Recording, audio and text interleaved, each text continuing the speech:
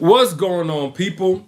I wanted to talk about something. I posted a reel yesterday, and I was talking about the reasons why a man will overly criticize you.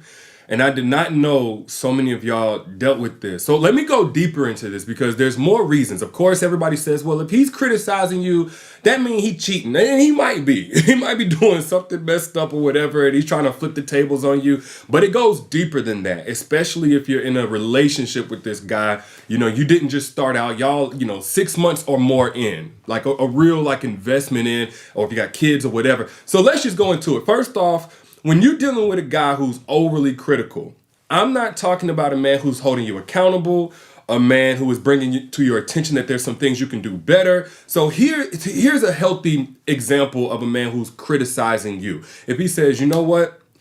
When you do this, whatever it is, it makes me feel like that. I'm not saying that you're intending to, but I want to bring you in to what I'm feeling. And this is what I need from you. And how can I support you in giving me what I need? And is there anything else that you need from me? Like, that's a healthy version of a man who's criticizing something that you've done. He's not tearing you down. He's not beating you up. He's giving you a full explanation so you don't have to figure this out. There's no great, that's just communication. But when a man is nitpicking every little thing that you do, nothing that you do is ever good enough. You know, the good things that you do, they're just ignored. But I'm talking about the smallest thing. Some stuff ain't even bad, but he'll make a mountain out of a molehill, so to speak. That's when a man is getting super critical. Now, there's about 5 reasons why a guy's going to get to this point, and especially in a serious relationship. It can happen in the beginning, but the first reason why is because of projected stress. And I'm going to be real with y'all. This is like best case scenario. If a man is criticizing, and let me be very real, fellas. Like, y'all may think, oh, she need to toughen up. Like, what you doing is, you're really shooting yourself in your foot. Ain't no woman gonna give you the best of her in an environment where you criticize every little thing, even if you are right. But a lot of guys end up in this situation because of projected stress. Their money ain't right. They're getting talked too crazy by their boss. Whatever. They feel like their penis is small. I don't know. Anything where they're going to put it on you. They're going through something, but they don't have the emotional intelligence to separate what they're going through from who they're going through it with. So they just blame everything on you. They point the finger at you, but it's a subliminal, passive-aggressive pointing of the finger. Now they're looking at everything you're doing and saying, oh, you need to pick up that bottle that's right there. Oh, don't you vacuum every now and then? Oh, you ain't gonna do your hair today? Oh, you coming to bed and you gonna sit here and do all of this moving around while I'm trying to sleep?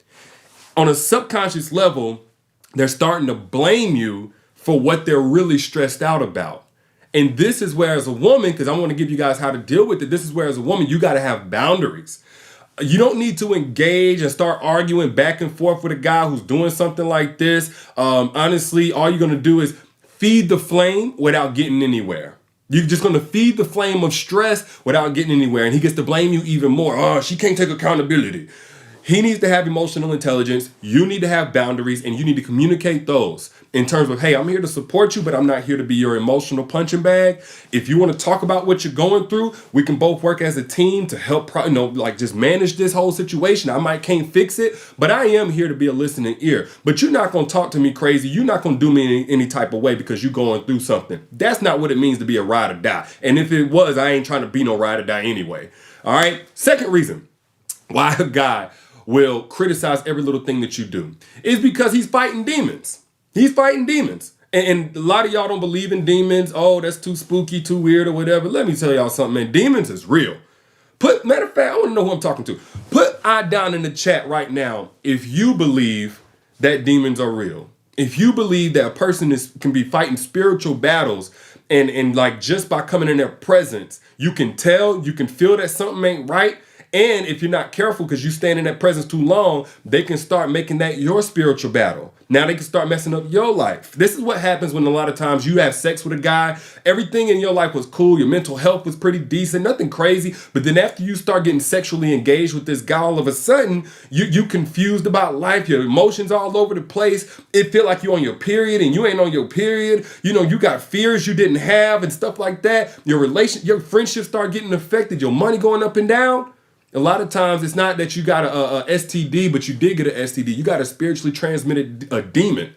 And by dealing with somebody, being in close proximity with somebody who is spiritually unhealthy, they have no gatekeeper, they have no spiritual relationship, they don't do any type of prayer or anything like that, you can end up fighting them same battles. So anyway, a man may be criticizing you because they're fighting demons deep down. And that's him losing is going to make everybody in his close proximity fight them same demons. All right, another reason why a guy may be criticizing every little thing that you do is because he's unhealed and he's triggered. He's unhealed and he's triggered. Now, this could be because of something in the relationship that happened, or this could be because of something that happened way before you came along, childhood on up to previous relationship, don't matter. But what will happen is, what this looks like is whenever a guy has everything going on, the money is right, he's still a good looking dude or whatever, he's confident, there's nothing really going on circumstantially. But out of nowhere, boom, here his mood go and it's just shot.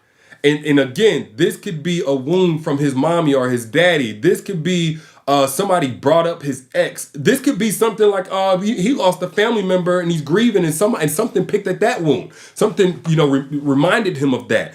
Again, it's kind of similar to the projected stress, but this ain't like a big circumstantial, my life is going badly type of situation. This is just something very acute. Again, you need the exact same defense mechanism for you, boundaries, clarity on where you stand. You need to be able to separate yourself from whatever it is that he's dealing with while being compassionate. If you're in a relationship with this guy, you don't want to be mean or what have you, but you can absolutely be firm in what you're not going to tolerate from him, no matter what he's going through. Sometimes we like to look at something the person is going through and qualify how much we need to put ourselves through as a way to help support them. Look, it's kind of like lifeguards. And I don't know if any of y'all are familiar with lifeguards, but what a lifeguard is taught is that if they see a person drowning, to go out, yes, and try to help them. But if that person is kicking and not allowing themselves to be helped, to let that person drown. Like if it's between both of us drowning or just you drowning, you need to have the mindset that, hey, it's going to be just you. You're not about to take me down with you. I don't care what you're going through. It could be the most tragic situation ever. You lost your mama, your goldfish, your bike, everything. I'm not about to go down with you. So if you'll let yourself be helped, I'm here for you. But if you think you're going to kick me and drag me down under this water too, you got another thing coming, buddy.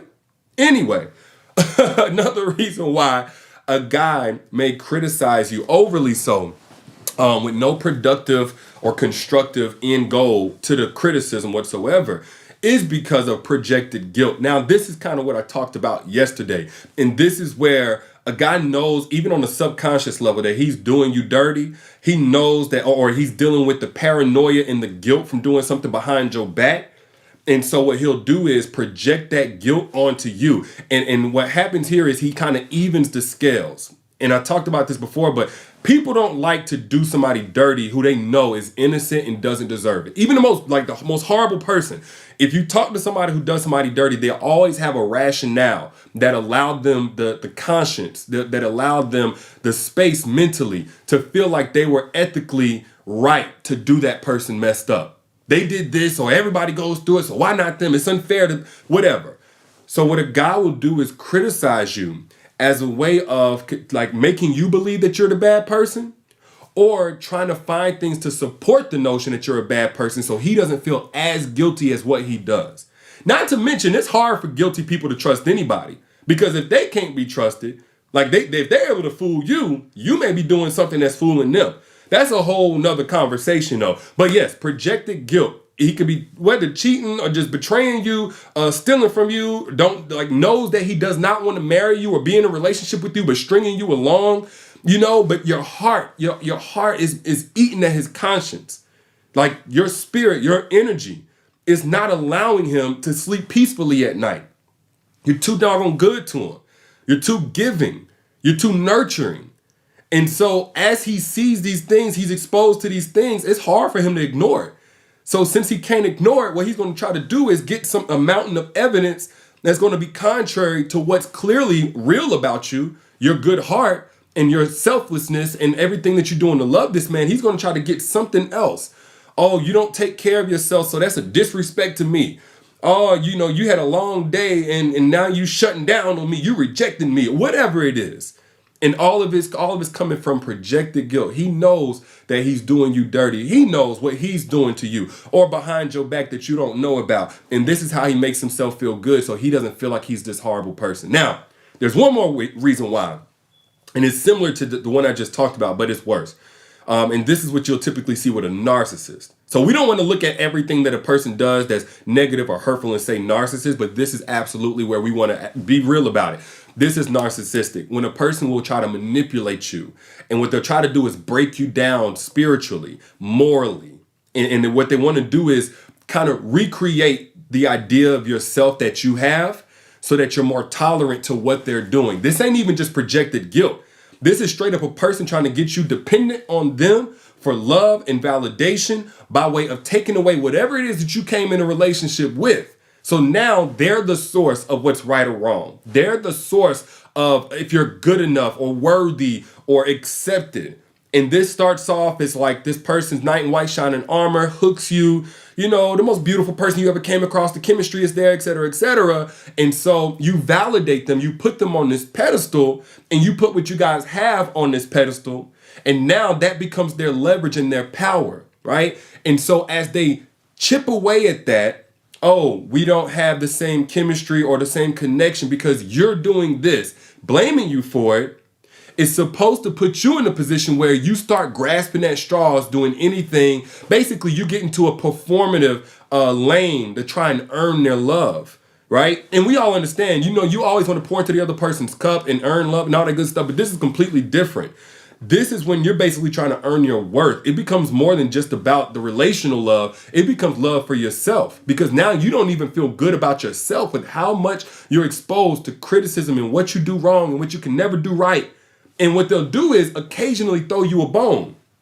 Yeah, whenever you make them happy, and you make a man happy in a situation, he'll criticize, and then give you a little bone here and there just to keep you from completely moving away. Just enough to make you say, oh, okay, it is possible to please him. I just got to do more of what pleases him. And again, this is the most malevolent, malicious form of manipulation when it comes to criticizing a person. It's meant to make a person a shell of themselves. And if you've ever been in a relationship with a man who did this from this perspective, you know what I'm talking about. You became a shell of yourself. You were scared to form friendships or keep those friendships that you had coming into the relationship. You started to distrust not only others, but your own belief about yourself, your own thoughts. You started running things by this man. You got almost codependent, and that was all by design. Criticism can be a really, really messed up tool in the wrong hands. Of course, there's constructive criticism where we can all become better human beings and better people. But if you're not careful to discern what kind of criticism that you're getting, it can start taking away the love that you have for yourself. And then it's going to be impossible for you to love somebody else if you don't love yourself. And I do believe that. I know some people don't. I do believe that because now you can't receive love because you don't believe you deserve love. Now, for the guys listening to this, I said this in the beginning. You're only shooting yourself in the foot whenever you create this type of environment. For a woman that has any bit of self-love, at some point, she's going to get up out of that relationship. But before she gets out of the relationship, mentally, she's going to check out of the relationship. Before she even mentally checks out of the relationship, emotionally, she's going to start shutting down. It's like levels to a woman's love, right? By cultivating the best woman, by properly loving that woman, you get the most out of her. But by criticizing everything that she does, by pointing out every negative, without any type of positive encouragement, support, cheering on her, or whatever, you're going to slowly start taking away the love that you're able to receive from that woman. Now, evolved men understand this.